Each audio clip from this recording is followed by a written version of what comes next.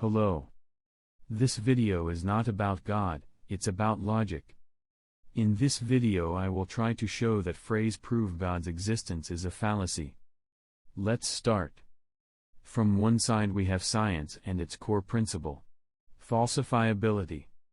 From another side we have a large group of people that call themselves rational thinkers.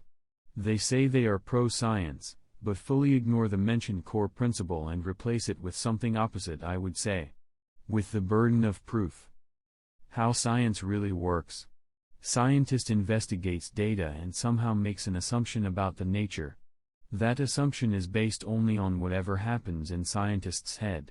There is no any reason or proof for that assumption other than the ideas, feelings of scientist. There is only one real requirement for that assumption: falsifiability. What is falsifiability? Any theory that can really be called scientific should give some predictions that are not known yet. Those predictions should somehow differ from predictions of existing theories. We can launch experiment to compare predictions with reality. This way we can check which theory, which assumptions matches the reality better. So there is no any way to prove an assumption, there is only way to check the predictions that follow from that assumption. And even if predictions much result of experiment, there is no any way to prove that there are no other assumptions that fit the reality even better. So all we can do is only to choose from one of existing set of assumptions. As a result, any scientific model is always based on unprovable assumptions.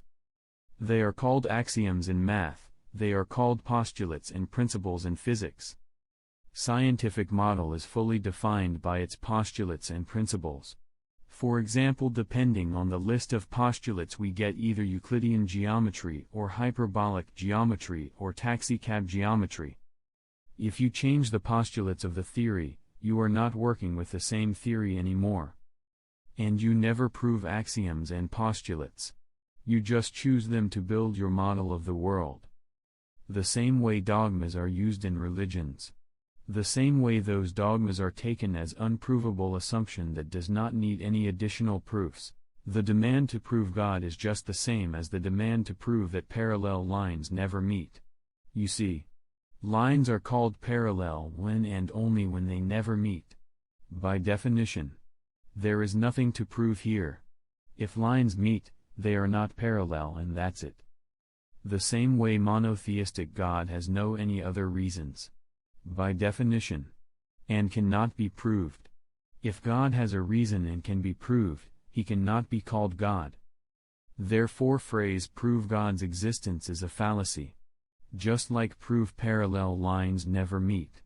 And because this phrase is used so often by people who call themselves rational thinkers and who love to search for fallacies in what other people say, I do think that this fallacy can be called the main fallacy. Because it shows that any other fallacies used to argue for or against God are not applicable. God cannot be proved, therefore trying to use logic and fallacies for or against God is wrong. Of course you can use whatever you want, but you should know that you are not using logic. You are using your feelings, which are always biased. There is only one scientific way to check any model, including God models. To investigate predictions and check them in experiment. So if rational thinker knew anything about science, he would not even mention anything like the burden of proof or evidences. He would be interested only in falsifiability of the God model and in checking the predictions that follow from that model. So instead of asking what is your evidence and saying prove God exists, he would ask what are the predictions of the model and how we can check them. And that would be a real scientific approach.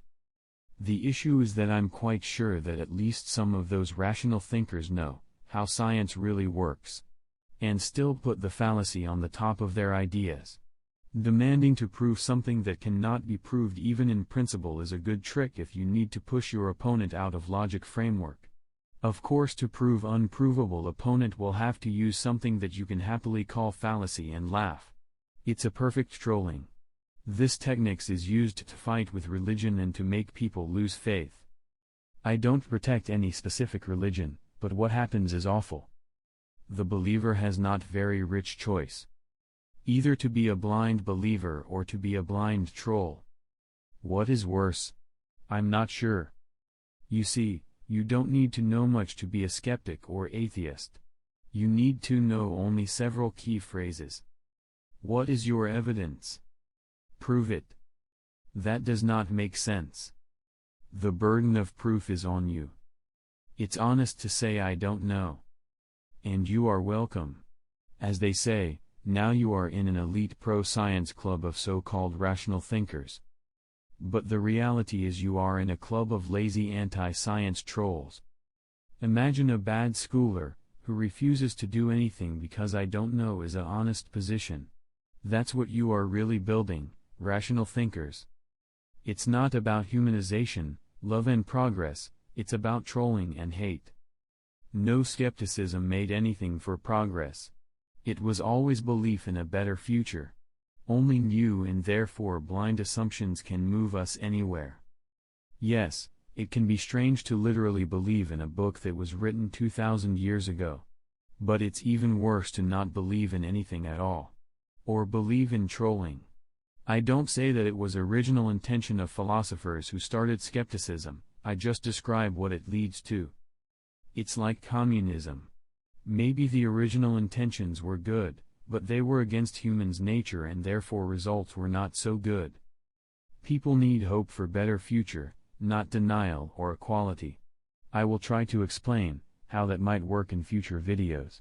At the end of the video I would like to show one example of how the predictions investigation would work for Christianity.